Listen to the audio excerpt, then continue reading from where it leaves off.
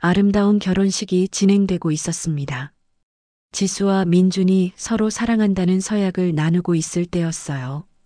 이제 신랑이 신부에게 키스를. 갑자기 웨딩홀 문이 쾅 하고 열렸습니다. 이 결혼 절대 안 돼. 신랑은 강수의 조카고 신부는 강수의 친딸이라고. 뭐라고? 삼촌과 조카딸이 결혼한다고? 그때 검은 정장을 입은 강수가 당당하게 들어왔습니다. 내 허락도 없이 감히 결혼식을? 강수가 지수에게 다가가 머리채를 거칠게 잡았습니다. 너는 내 딸이야. 내가 낳은 딸이라고. 아파요! 누워주세요! 당신 누구세요? 누굴 닮아 이렇게 싸가지가 없냐? 내 엄마처럼 꼴 보기 싫어. 뺨을 때리는 소리가 웨딩홀에 울려 퍼졌습니다. 이제야 제대로 된 모습이네. 내 딸답게 바닥에 기어다녀야지. 어머, 저게 뭐야? 미치 사람이네. 누가 경찰 불러. 손을 떼라. 마지막 경고다. 뭐야? 감히 누가 나한테? 내 딸을 때린 대가. 똑똑히 보여주마. 강진호가 휴대폰을 꺼내 누군가에게 전화를 걸기 시작했습니다. 뭐라는 거야, 이 미친놈아. 아름다운 결혼식이 순식간에 지옥으로 변했다. 조폭 회장이 결혼식장에 나타나 친딸을 개처럼 때렸는데 이 순간 양아버지인 사단장이 전화를 걸기 시작했습니다. 과연 사단장은 누구에게 전화를 거는 걸까요? 이 미친 상황은 어떻게 될까요? 궁금하시다면 구독 버튼 꾹 눌러주시고 좋아요도 한번 부탁드려요. 이 막장 드라마의 충격적인 전개 놓치지 마세요. 서울 강남 한복판 그랜드 팰리스 호텔 최상층 스카이 웨딩홀. 한 층 전체를 빌려 치르는 이 결혼식의 비용만 해도 10억은 좋게 넘어 보였습니다. 수입산 수정 샹들리에 12개가 천장을 가득 메우고 네덜란드에서 공수해온 백장미 3,000송이가 홀 전체를 뒤덮고 있었어요. 버질로드는 이탈리아산 대리석으로 깔려 있고 하객석 의자들은 모두 프랑스 고급 가구 브랜드 제품들이었습니다. 오늘의 신부 28살 지수.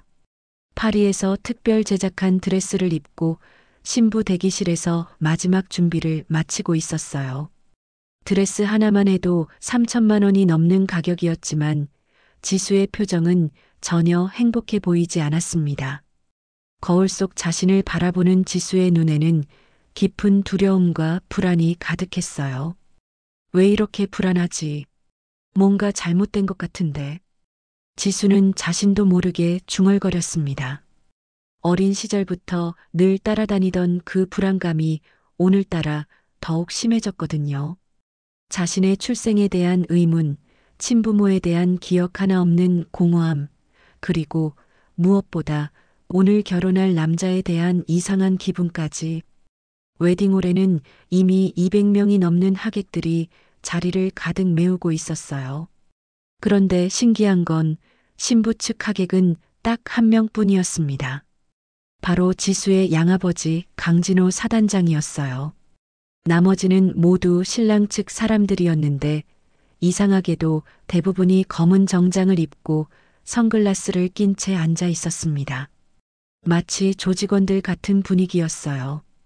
강진호는 맨 뒤쪽 구석 자리에 혼자 앉아 있었습니다. 60이 넘은 나이에도 여전히 우람한 체격과 날카로운 눈빛을 유지하고 있는 그는 오늘 딸의 결혼식임에도 불구하고 표정이 굳어 있었어요. 뭔가 불길한 예감이 든다는 듯이 말이죠. 드디어 예식이 시작되려는 순간이었습니다. 웨딩 마치가 울려 퍼지고 지수가 버질로드 입구에 섰어요. 그런데 바로 그때 갑자기 홀 뒤편에서 비틀거리는 남자 하나가 나타났습니다. 술에 완전히 취한 듯한 그 남자는 갑자기 큰 소리로 외치기 시작했어요. 아, 이 결혼 안 돼. 절대 안 된다고. 그 순간 웨딩홀이 일순간 조용해졌어요. 모든 사람들의 시선이 그 남자에게 집중됐습니다. 너희들 이게 뭔 결혼인지 알아? 삼촌하고 조카딸이 결혼하는 거라고. 하객들이 웅성거리기 시작했습니다. 그 남자는 더욱 큰 소리로 계속 외쳤어요. 강수, 최강수 말이야. 신랑은 강수의 조카고 신부는 강수의 친딸이라고. 이게 무슨 결혼이야? 순간 웨딩홀이 완전히 얼어붙었습니다. 지수는 그 말을 듣는 순간 온몸에 소름이 돋았어요. 무슨 소리인지 이해할 수 없었지만 가슴 깊숙한 곳에서 뭔가 무너져 내리는 느낌이었습니다. 취한 남자는 테이블 위에 샴페인 병을 집어들고 바닥에 내리쳤어요. 병이 깨지면서 날카로운 파편들이 사방으로 튀었고 남자의 손에서 피가 흘러나왔습니다. 이 결혼은 금지된 결혼이야. 근친상간이라고. 그리고는 피투성이가 된 손을 흔들면서 그대로 바닥에 쓰러졌어요. 하객들의 비명소리가 홀을 가득 메웠습니다. 여기저기서 스마트폰을 꺼내 영상을 찍기 시작했고 실시간 생중계로 이 충격적인 장면이 인터넷에 퍼져나가기 시작했어요. 지수의 순백 드레스에도 빨간 피가 몇 방울 튀어 있었습니다. 바로 그때 웨딩홀의 정문이 활짝 열리며 한 남자가 위풍당당하게 걸어 들어왔어요. 60세의 최강수였습니다. 머리부터 발끝까지 명품으로 도배한 그는 주변에 강렬한 위압감을 풍기고 있었어요. 강수의 뒤로는 검은 정장을 입은 남자들 열댓 명이 일렬로 따라왔습니다. 강수는 바닥에 쓰러진 남자를 내려다보며 차가운 미소를 지었어요. 그리고 천천히 고개를 들어 신부석에 서 있는 지수를 바라봤습니다. 그 순간 지수는 온몸이 얼어붙는 것을 느꼈어요.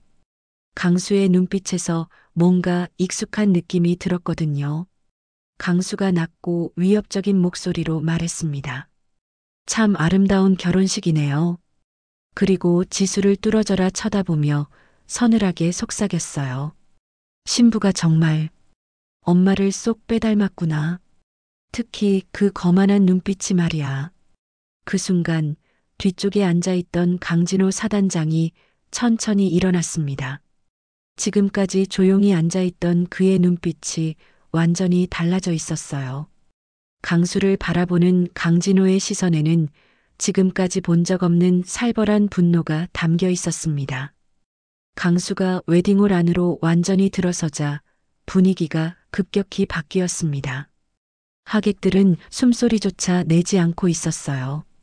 강수의 뒤를 따라온 검은 정장의 남자들이 홀 곳곳에 자리를 잡았고 마치 이곳이 결혼식장이 아니라 조직 사무실 같은 느낌이 되어버렸습니다. 웨딩 플래너는 당황한 채로 강수에게 다가갔어요. 죄송합니다만 예식이 진행 중이라서. 강수는 웨딩 플래너를 한번 쳐다보는 것만으로 입을 다물게 만들었습니다. 그리고 마이크가 있는 단상을 향해 천천히 걸어갔어요. 지수는 여전히 신부 입장로 입구에 서 있었습니다. 온몸이 떨리고 있었어요. 아까 취한 남자가 한 말들이 머릿속에서 맴돌고 있었거든요. 강수의 친딸이라고. 도대체 무슨 소리인지 이해할 수 없었지만 왜인지 강수를 보는 순간 가슴 깊숙한 곳에서 뭔가 울컥 올라오는 감정이 있었어요. 강수는 단상에 올라서더니 마이크를 집어들었습니다. 오늘 이렇게 좋은 자리에 모여주신 모든 분들께 감사드립니다. 목소리는 차갑고 위협적이었어요. 그런데 말입니다. 결혼이라는 게 참 신기한 거더라고요. 모르는 사이에 가족이 되는 거니까 말입니다. 하객들은 웅성거리기 시작했어요. 무슨 말을 하려는 건지 모르겠지만 분위기가 심상치 않았거든요. 강수는 지수를 바라보며 계속 말했습니다. 특히 오늘의 신부 말입니다. 참 예쁘게 생겼죠? 근데 어디서 많이 본 것 같은 얼굴이에요. 그 순간 강수가 갑자기 큰 소리로 외쳤어요. 아, 거기 신부. 지수는 깜짝 놀라 강수를 쳐다봤습니다. 내가 부르는데 왜 대답을 안 해? 예의가 없구나. 강수의 목소리는 점점 거칠어지고 있었어요. 아저씨, 무슨 말씀을? 지수가 떨리는 목소리로 말하려 했지만 강수는 더욱 화를 냈습니다. 아저씨라고? 아저씨라고 했어? 강수는 마이크를 던져버리고 단상에서 내려와 지수에게 다가왔어요. 하객들이 술렁이기 시작했고 여기저기서 휴대폰 카메라가 지수와 강수를 향했습니다. 실시간 생중계가 계속되고 있었거든요. 댓글창에는 이게 뭔 상황이야. 완전 막장 드라마네. 진짜 조폭 맞나 같은 글들이 쏟아지고 있었어요. 강수는 지수 바로 앞까지 다가와서 말했습니다. 너 진짜 누굴 닮아서 이렇게 건방져? 내가 누군지도 모르고 아저씨라고 하네. 강수의 얼굴이 점점 일그러지고 있었어요. 술을 많이 마신 것 같았습니다. 저는 정말 모르겠어요. 도대체 무슨 일인지. 지수가 울먹이며 말했지만 강수는 전혀 들으려 하지 않았어요. 무슨 일인지 모르겠다고? 진짜 모르겠어? 강수가 갑자기 큰 소리로 웃기 시작했습니다. 좋아, 그럼 내가 알려줄게. 강수는 갑자기 지수의 머리채를 움켜쥐었어요. 너는 내 딸이야. 내가 낳은 딸이라고. 지수의 머리가 뒤로 젖혀졌고 웨딩 베일이 바닥에 떨어졌습니다. 아파요. 놓아주세요. 지수가 비명을 질렀지만 강수는 더욱 세게 머리채를 잡아당겼어요. 누굴 닮아 이렇게 싸가지가 없냐? 내 딸이면 고개 숙여야지. 강수의 목소리는 완전히 돌아버린 사람 같았어요. 바로 그때였습니다. 강수가 지수의 뺨을 잇는 힘껏 때렸어요. 팩 하는 소리가 웨딩홀 전체에 울려 퍼졌습니다. 지수의 얼굴이 옆으로 돌아갔고 입가에서 피가 흘러나왔어요. 하얀 드레스에 빨간 피가 뚝뚝 떨어졌습니다. 하객들의 비명소리가 터져나왔어요. 어머, 저게 뭐야? 미친 사람이네. 누가 신고해? 여기저기서 소리가 났지만 강수의 부하들이 문을 막고 서 있어서 아무도 나갈 수 없었어요. 지수는 뺨을 부여잡고 바닥에 주저앉았습니다. 눈물이 쏟아지고 있었어요. 왜 이런 짓을? 지수의 목소리는 완전히 깨져 있었습니다. 강수는 지수를 내려다보며 차가운 미소를 지었어요. 이제야 제대로 된 모습이네. 내 딸답게 바닥에 기어다녀야지. 강수는 지수를 발로 차려고 했습니다. 하지만 그 순간 뒤에서 차가운 목소리가 들려왔어요. 손을 떼라. 모든 사람들이 돌아봤습니다. 강진호 사단장이 서 있었어요. 지금까지 본 적 없는 무서운 표정으로 강수를 노려보고 있었습니다. 강진호는 천천히 지수에게 다가와서 말했어요.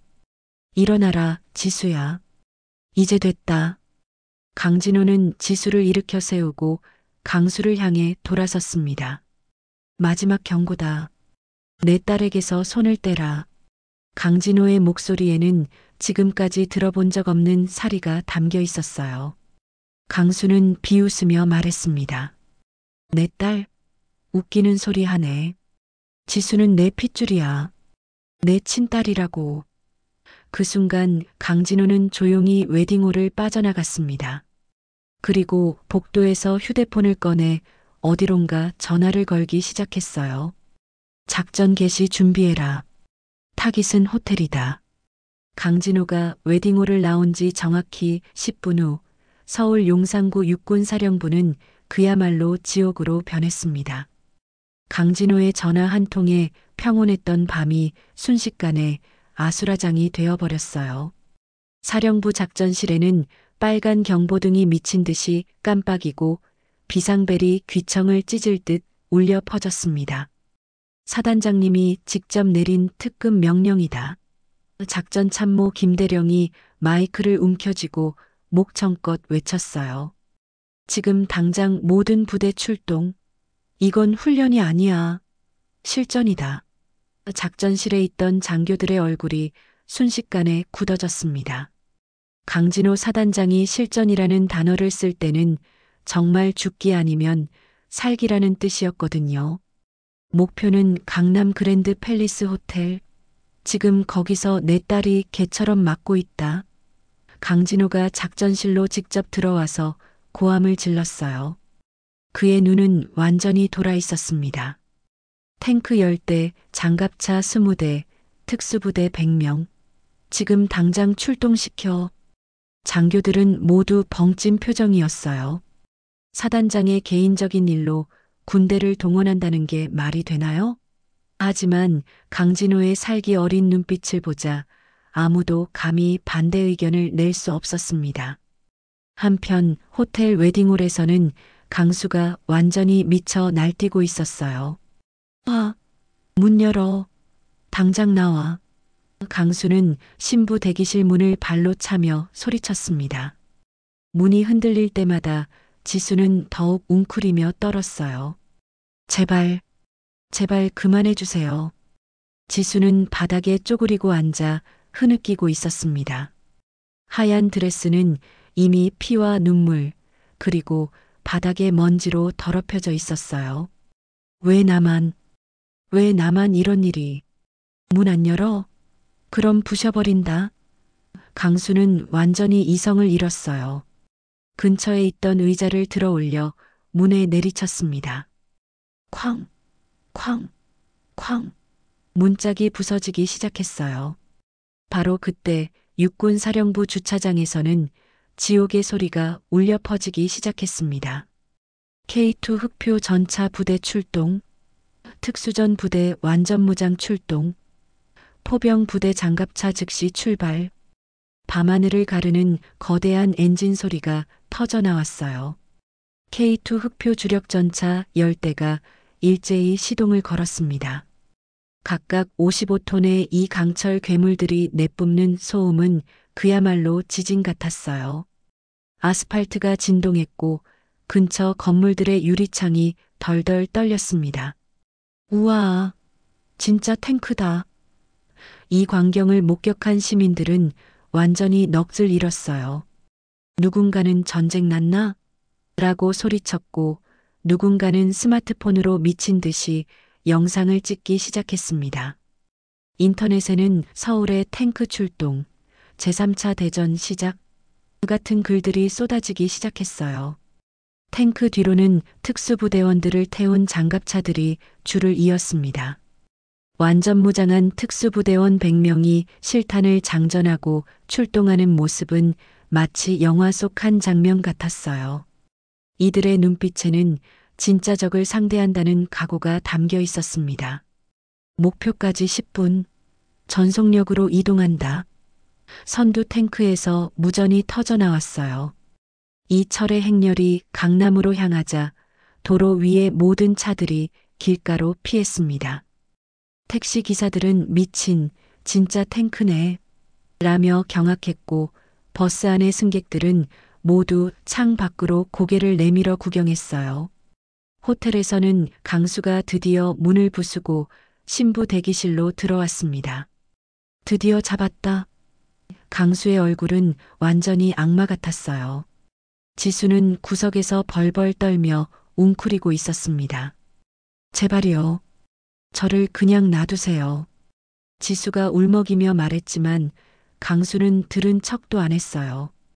놔두라고? 내가 낳은 딸을 놔두라고? 강수는 지수의 머리채를 다시 움켜쥐었습니다. 아!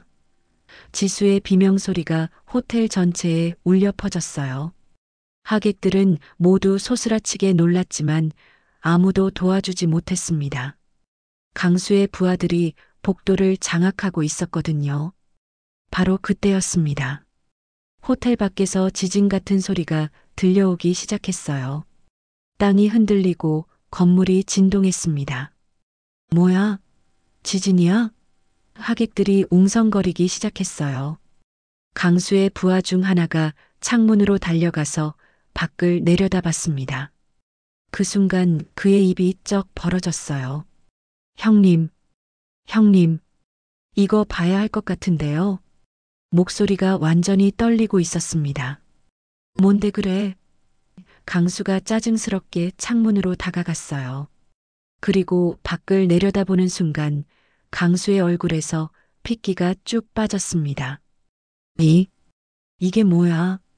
강수의 목소리는 떨리고 있었어요. 호텔 앞 도로에는 탱크 10대가 일렬로 늘어서 있었습니다. 포탑이 모두 호텔을 향하고 있었어요. 장갑차들은 호텔의 모든 출입구를 완전히 봉쇄했고 특수부대원들이 건물 곳곳으로 침투하고 있었습니다. 아니지. 이건 꿈이야. 강수는 중얼거리며 뒷걸음질 쳤어요. 아무리 조폭 회장이라고 해도 국군 앞에서는 한낱 벌레에 불과했거든요. 바로 그때 호텔 로비에서 확성기를 통한 음성이 들려왔어요. 강진호의 목소리였습니다. 건물 안의 모든 범죄자들은 즉시 손을 들고 나와라. 저항하면 사살한다. 그 목소리에는 농담 따위는 전혀 없었어요. 진짜 죽일 각오가 되어 있다는 게 느껴졌습니다. 강수는 완전히 패닉 상태에 빠졌어요. 이게 말이 돼? 사단장이 개인적인 일로 군대를? 하지만 현실은 현실이었습니다. 호텔은 이미 완전히 포위되어 있었고 탱크의 포탑이 건물을 겨누고 있었어요. 형님, 어떻게 하죠? 부하들도 모두 겁에 질려 있었습니다. 그 순간 강수는 지수를 더욱 세게 붙잡았어요. 인연을 인질로 삼자. 그럼 함부로 못할 거야. 강수의 마지막 발악이 시작되었습니다. 그날 밤은 아무도 잠들 수 없었습니다. 호텔은 완전히 포위된 채로 새벽을 맞았어요. 탱크들의 엔진 소리가 밤새 울려 퍼졌고 특수부대원들의 야간 투시경 불빛이 건물 곳곳을 비췄습니다. 강수와 그의 조직원들은 호텔 안에 완전히 갇혀버린 상황이었어요. 새벽 6시 강수는 잠시도 눈을 붙이지 못한 채 창문 앞에 서 있었습니다. 밖에는 여전히 탱크들이 포진해 있었고 장갑차들이 모든 출입구를 막고 있었어요. 이 미친놈들이 진짜로 하룻밤을 버티는 거야? 강수는 이를 갈며 중얼거렸습니다. 한편 지수는 신부 대기실 구석에서 무릎을 안고 웅크리고 있었어요. 하얀 드레스는 이미 완전히 더럽혀져 있었고 얼굴에는 멍이 들어 있었습니다. 왜 이런 일이? 내가 뭘 잘못했다고? 지수는 계속 눈물을 흘리고 있었어요. 오전 9시가 되자 호텔 주변에는 기상천외한 광경이 펼쳐졌습니다. 뉴스 취재진들이 몰려들기 시작한 거예요. 이건 완전 대박 뉴스다. 기자들은 탱크와 호텔을 배경으로 생방송을 시작했습니다. 전국의 시청자들이 이 믿을 수 없는 상황을 실시간으로 지켜보고 있었어요. 지금 강남 한복판에서 전례 없는 상황이 벌어지고 있습니다. 텔레비전 뉴스 앵커가 흥분한 목소리로 말했어요. 육군 사단장이 개인적인 복수를 위해 군대를 동원했다는 믿기 어려운 사건이 현재 진행 중입니다. 인터넷에는 관련 영상들이 폭발적으로 퍼져나갔어요. 조폭 회장 딸 때린 결과 사단장 아버지의 복수, 실시간 전쟁터가 된 호텔 같은 제목의 영상들이 수백만 조회수를 기록하고 있었습니다. 댓글창은 완전히 난리가 났어요. 와, 이게 진짜야? 영화 아니고? 사단장님 완전 멋있다. 딸 건드리면 이렇게 되는 거야. 조폭놈들 벌벌 떨겠네. 키읔키읔키읔. 근데 이거 문제 안 되나? 군대를 사적으로 쓰는 건데. 오전 10시 드디어 강진호 사단장이 호텔 정문 앞에 나타났습니다. 완전 무장한 정복 차림의 강진호는 가슴에 온갖 훈장을 달고 있었어요. 이등병 시절부터 시작해서 30년 넘게 쌓아온 군인으로서의 모든 영광이 그 훈장들에 담겨 있었습니다. 강진호는 호텔 입구에서 팔짱을 끼고 서 있었어요. 그의 눈빛은 차갑고 단호했습니다. 주변에는 완전 무장한 특수부대원들이 경계를 서고 있었고 저격수들이 인근 건물 옥상에 배치되어 있었어요. 강수야, 나와라. 강진호가 확성기를 들고 외쳤습니다.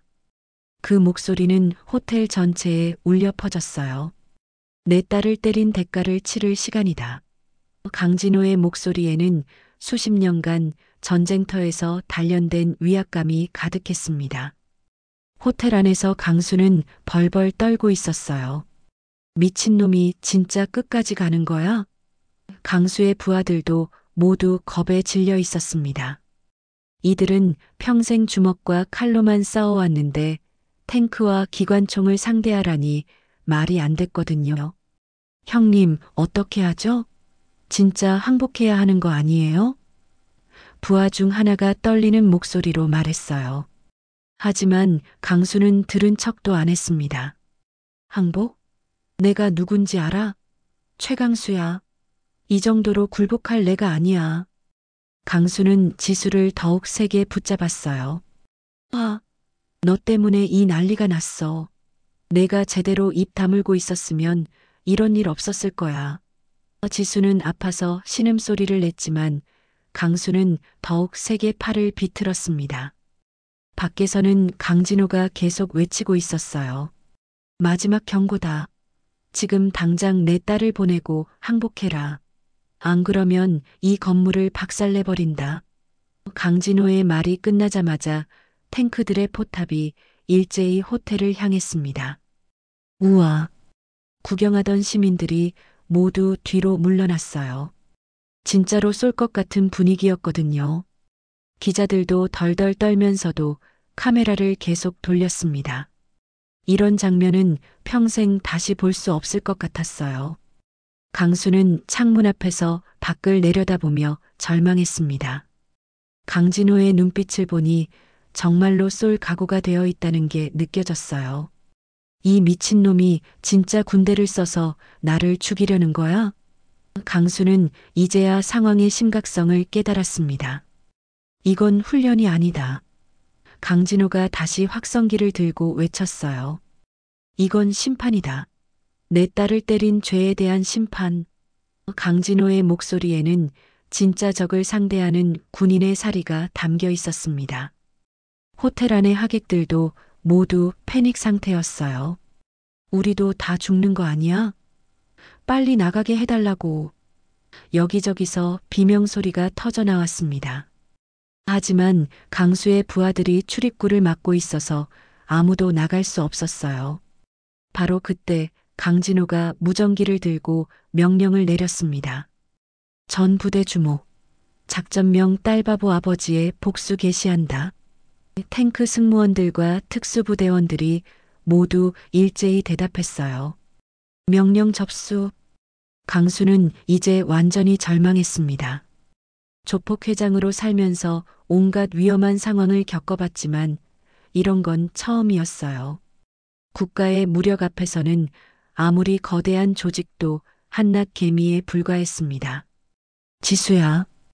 강수가 지수를 바라보며 중얼거렸어요. 내가 정말 내 딸이 맞나? 이런 괴물 같은 아버지를 둔 딸이?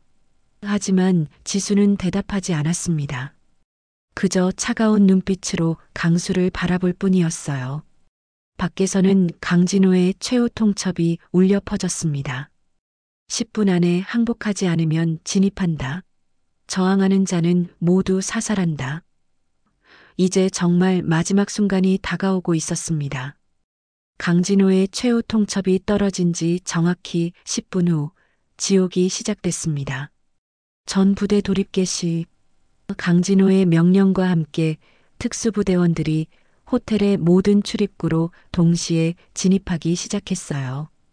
유리창이 박살나는 소리와 함께 로프를 타고 내려오는 특수부대원들의 모습은 마치 액션 영화 한 장면 같았습니다.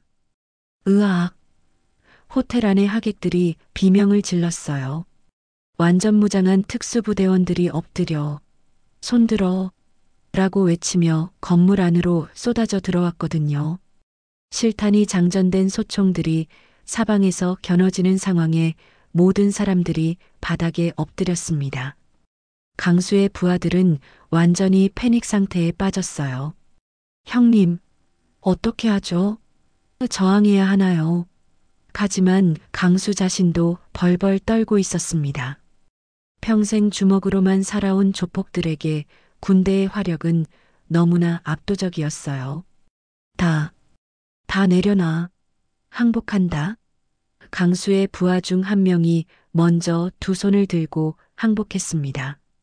그러자 도미노처럼 다른 조직원들도 하나둘씩 무기를 내려놓기 시작했어요. 항복해요. 쏘지 마세요. 하지만 강수만은 끝까지 저항했습니다. 신부 대기실에서 지수를 인질로 붙잡고 있던 강수는 오지 마. 한 발짝만 더 오면 2년 죽인다. 라고 고함쳤어요. 손에는 부러진 화병 조각을 들고 지수의 목에 갖다 댔습니다. 아빠. 지수가 떨리는 목소리로 중얼거렸어요. 하지만 강수가 아니라 강진호를 부르고 있었습니다. 그 순간 대기실 문이 박살나며 강진호가 들어왔어요. 완전 무장한 정복 차림의 강진호는 마치 전쟁의 신 같았습니다. 내 딸에게서 손 떼라. 마지막 경고다. 강진호의 목소리는 차갑고 단호했어요. 그 눈빛에는 진짜로 죽일 각오가 되어 있다는 게 느껴졌습니다. 강수는 그제야 자신이 얼마나 큰 실수를 했는지 깨달았어요. 아니다. 이건 내 딸이야. 내 핏줄이라고. 강수가 절규했지만 이미 늦었습니다. 특수부대원들이 사방에서 강수를 겨누고 있었거든요. 무기 버리고 엎드려.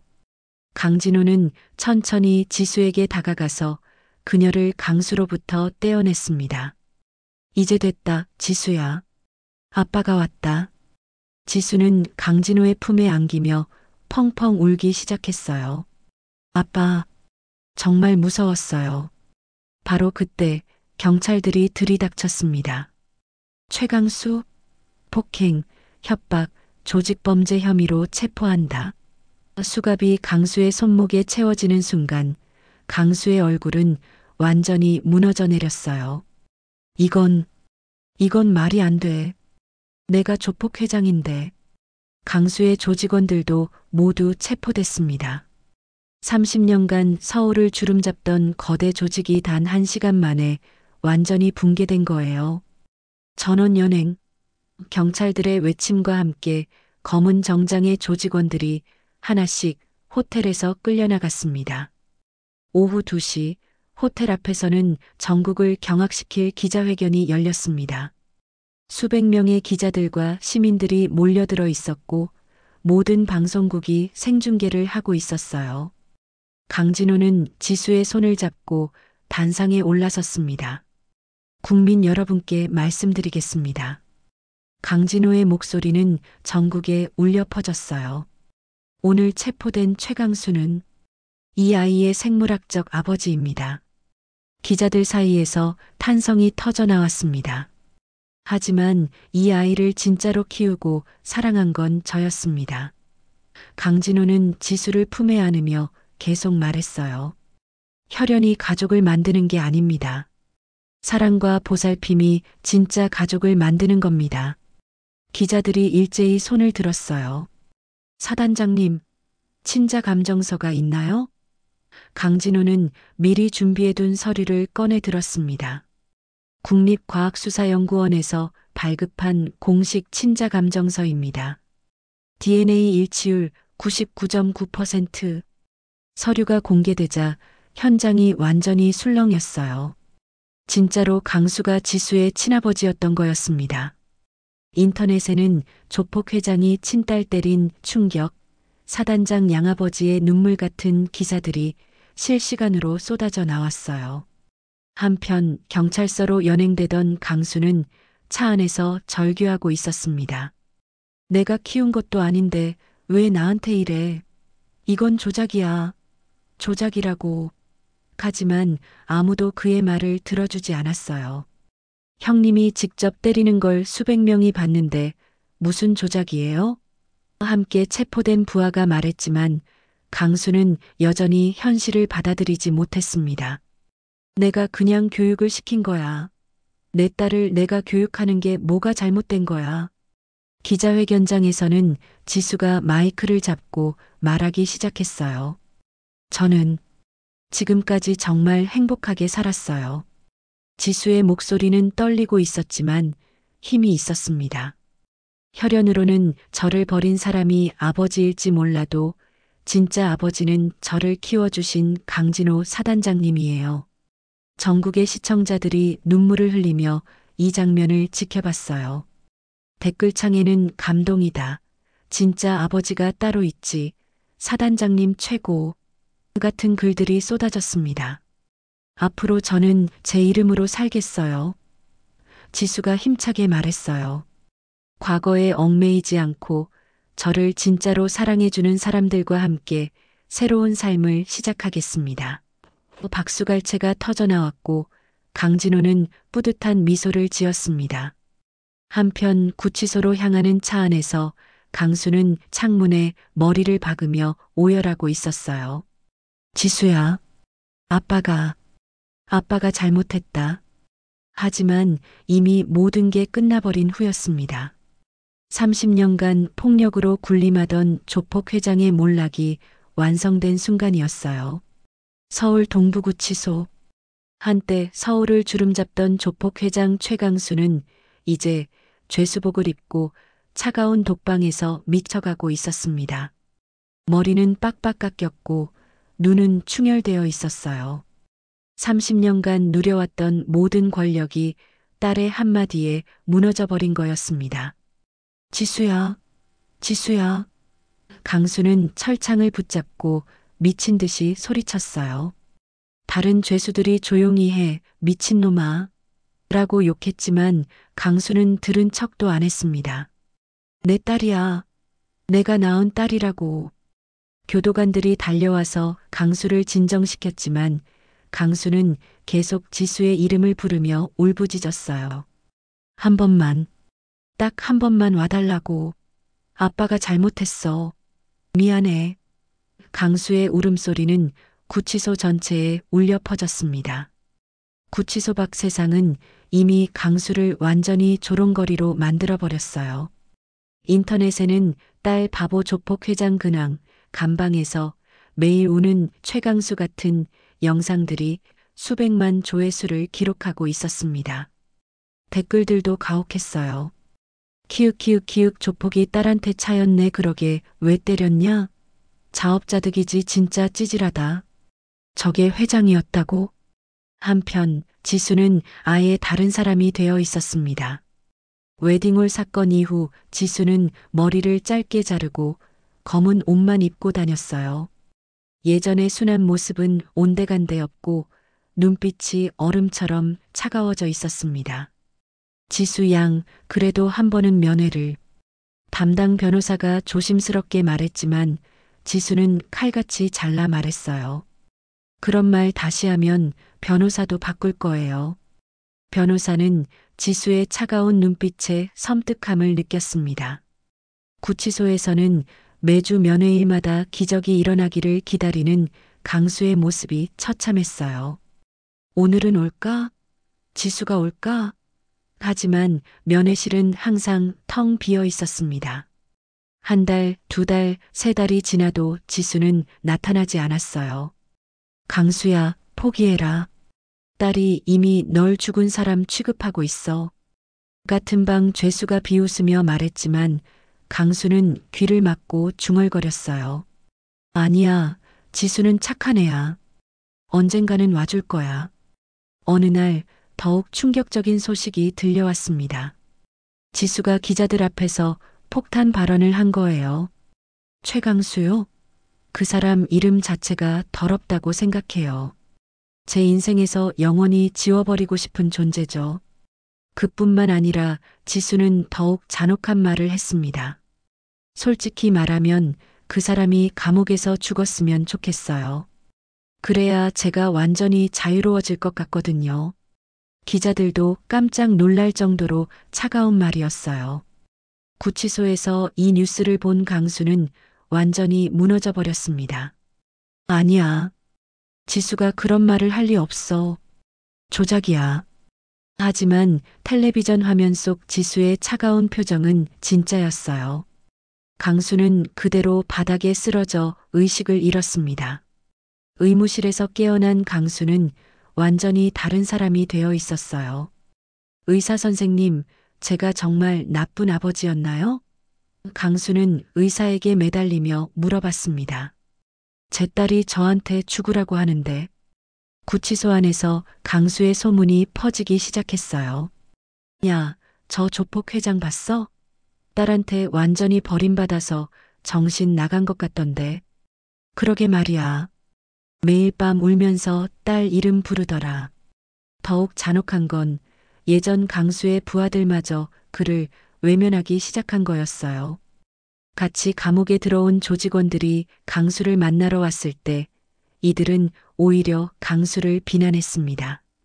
형님 때문에 우리 다 망했어요. 딸 하나 제대로 못 다뤄서 조직 전체가 박살났잖아요. 부하들의 원망 섞인 목소리에 강수는 더욱 절망했어요. 미안하다. 정말 미안해. 그날 밤 강수는 손목에 상처를 내려고 했습니다. 이렇게 죽으면 지수가 조금이라도 불쌍히 여겨줄까? 하지만 교도관이 발견해서 응급실로 실려갔어요. 자살 시도 소식이 언론에 나자 지수의 반응은 더욱 차가웠습니다. 그 사람이 뭘 하든 상관없어요. 제게는 아무 의미 없는 일이니까요. 지수는 기자들에게 담담하게 말했어요. 차라리 조용히 사라져줬으면 좋겠어요. 강수는 응급실 침대에서 지수의 인터뷰를 받습니다. 조용히 사라져달라.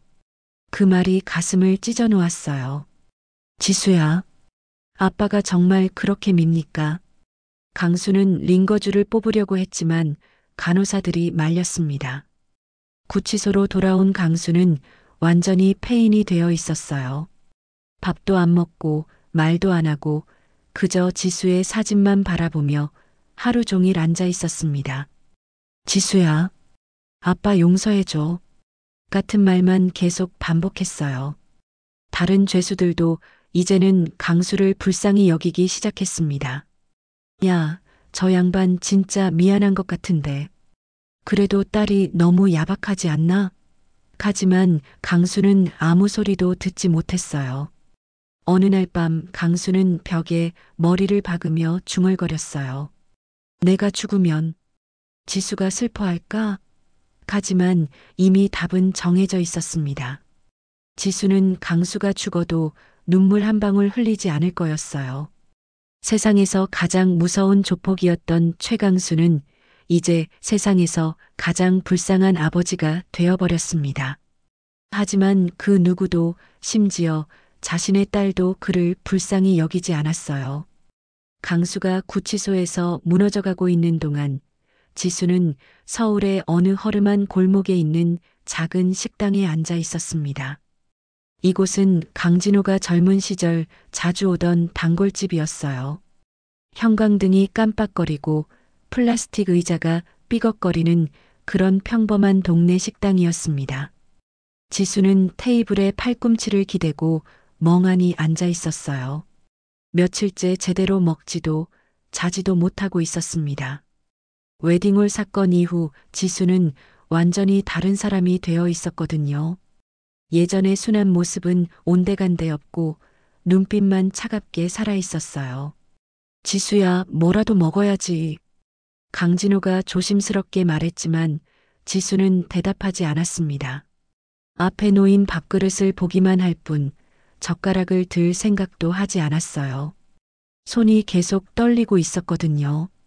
손이 왜 이렇게 떨려? 지수는 자신의 손을 바라보며 중얼거렸어요. 웨딩홀에서 강수에게 맞았던 그 순간이 계속 떠올랐습니다. 머리채를 잡히고 뺨을 맞고 바닥에 쓰러졌던 그 모든 순간들이 악몽처럼 되돌아왔어요. 강진호는 말없이 지수의 앞에 앉았습니다.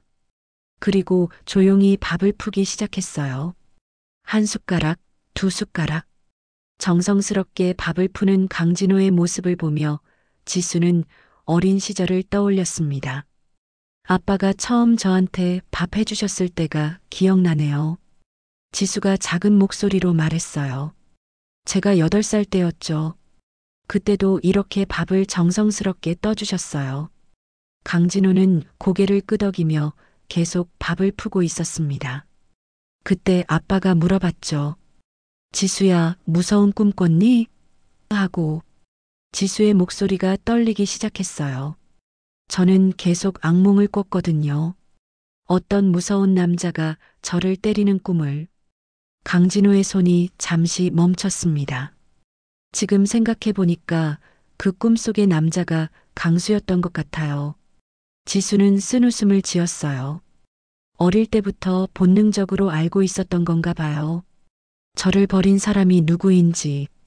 지수의 눈에 눈물이 맺히기 시작했습니다. 강진호는 젓가락을 지수의 손에 쥐어 주었어요. 이젠 그런 말 하지 마. 강진호의 목소리는 따뜻했습니다. 내가 내 딸이라는 건 누구보다 내가 먼저 믿었으니까. 그 말을 듣는 순간 지수의 마음속 깊은 곳에서 뭔가 무너져 내렸어요. 하지만 아빠, 제가 정말 더러운 피를 받고 태어난 건 맞잖아요. 지수는 울먹이며 말했어요. 조폭의 딸이에요. 그런 더러운 피가 제 몸에 흐르고 있어요. 지수는 자신의 팔을 핥히며 소리쳤습니다. 그만해. 강진호가 지수의 손을 붙잡았어요. 피는 상관없어. 중요한 건 마음이야. 강진호는 지수의 눈을 바라보며 말했습니다. 내가 어떤 피를 받고 태어났든 내가 키운 지수는 착하고 순한 아이야. 지수는 더 이상 참을 수 없었어요. 그동안 꾹꾹 눌러담고 있던 모든 감정이 터져나왔습니다. 으아. 지수는 테이블에 얼굴을 묻고 오열하기 시작했어요. 울음소리가 작은 식당을 가득 메웠습니다. 왜 저만 이런 일이. 지수의 울음은 멈추지 않았어요. 저는 그냥 평범하게 살고 싶었어요. 평범한 가정에서 태어나서 평범하게 결혼하고 평범하게 살고 싶었어요. 지수의 목소리는 절망으로 가득했습니다. 강진호는 말없이 지수의 등을 토닥여 주었어요. 마치 어린아이를 달래듯이 부드럽게 쓰다듬어 주었습니다. 괜찮아, 괜찮아. 아빠가 있잖아. 강진호의 목소리도 떨리고 있었어요. 아빠도 어릴 때 힘들었어. 강진호가 조용히 말했어요. 전쟁고아였거든. 부모님 얼굴도 기억 안 나. 지수는 울음을 멈추고 강진호를 바라봤습니다. 그래서 내가 더 소중했어. 나처럼 외로운 아이를 혼자 두고 싶지 않았거든.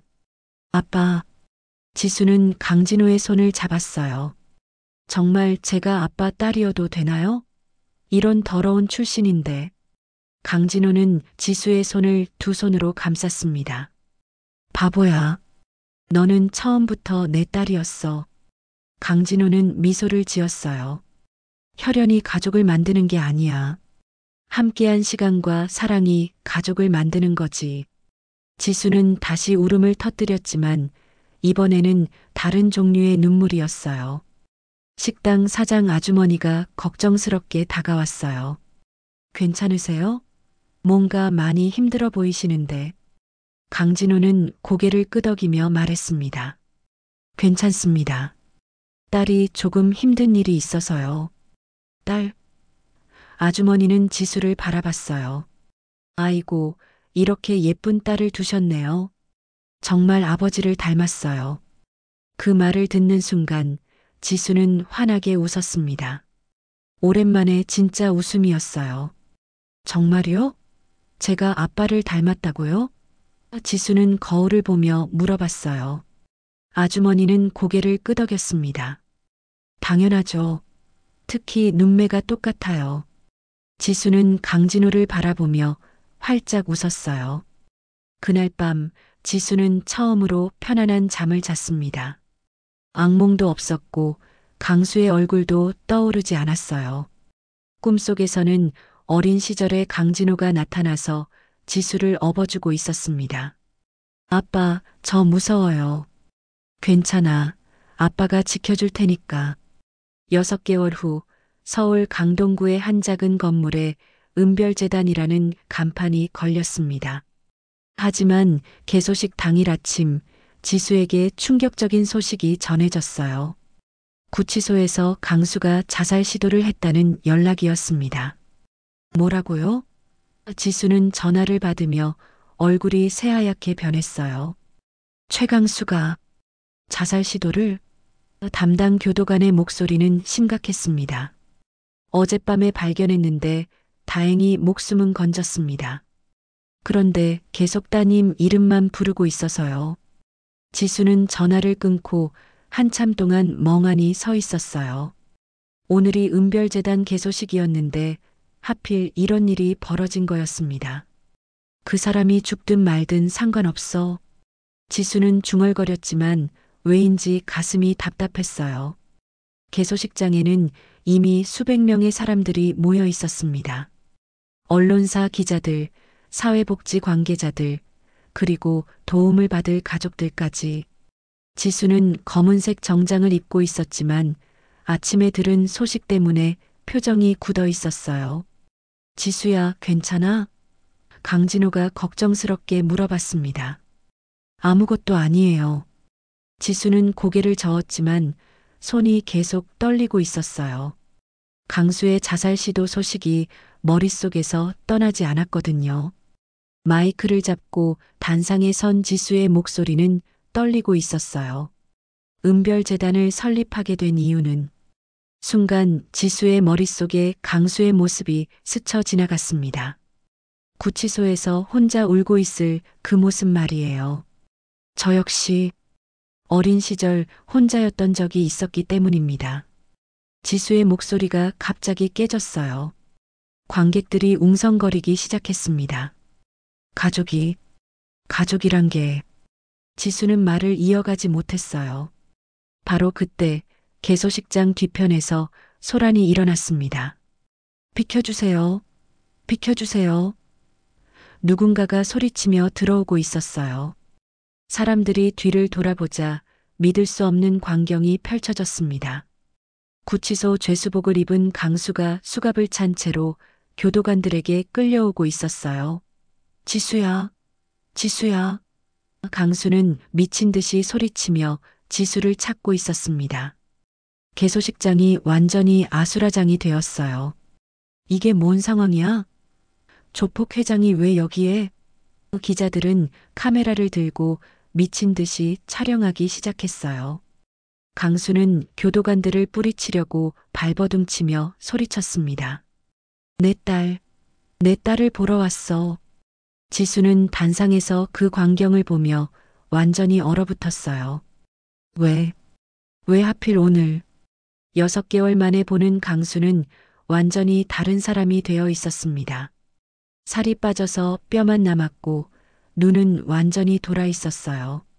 지수야, 제발 한 번만 봐달라. 강수는 무릎을 꿇고 빌기 시작했어요. 내가 죽기 전에 한 번만, 딱 한 번만.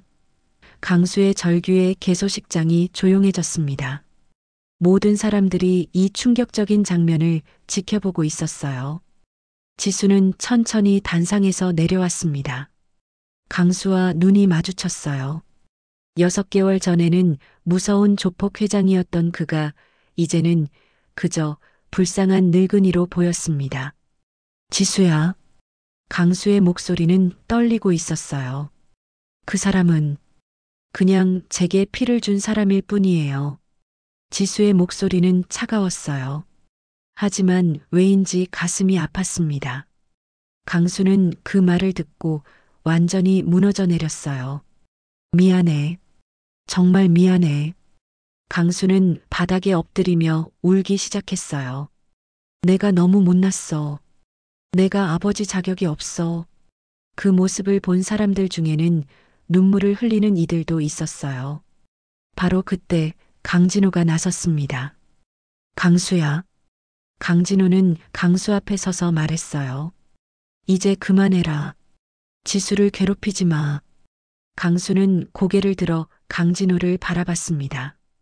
강진호, 고맙다. 강수는 떨리는 목소리로 말했어요.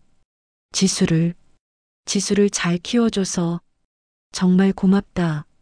그리고 지수를 바라보며 마지막 말을 했어요. 지수야, 행복해라. 그것만이 내가 바라는 전부야. 교도관들이 강수를 끌고 가려고 했을 때 지수가 갑자기 소리쳤어요. 잠깐. 모든 사람들이 지수를 바라봤습니다. 지수는 천천히 강수에게 다가갔어요. 저는 절대 당신을 용서하지 않을 거예요. 지수는 차가운 목소리로 말했어요. 하지만 한 가지는 확실해요. 당신이 저를 이 세상에 태어나게 해줘서 감사해요. 그래서 좋은 아버지를 만날 수 있었거든요. 강수는 그 말을 듣고 눈물을 펑펑 흘렸어요. 고맙다. 정말 고맙다. 강수가 끌려가는 모습을 지켜본 지수는 강진호의 품에 안겨 울기 시작했어요. 아빠, 이제야 말할 수 있을 것 같아요. 지수는 강진호를 바라보며 말했어요. 저 마음 놓고 아빠라고 부를게요. 진심으로요.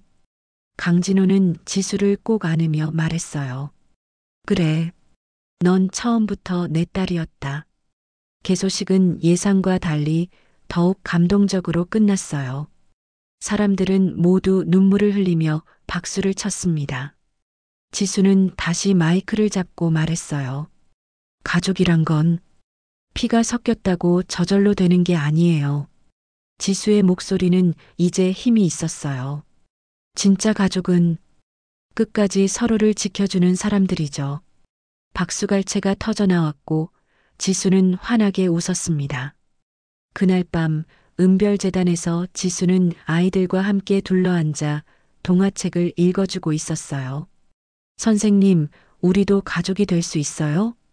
한 아이가 물어봤습니다. 당연하지. 우리는 이미 가족이야. 지수는 아이들을 바라보며 말했어요. 진짜 가족으로 말이야. 창문으로 들어오는 달빛이 모든 사람들을 따뜻하게 비추고 있었습니다.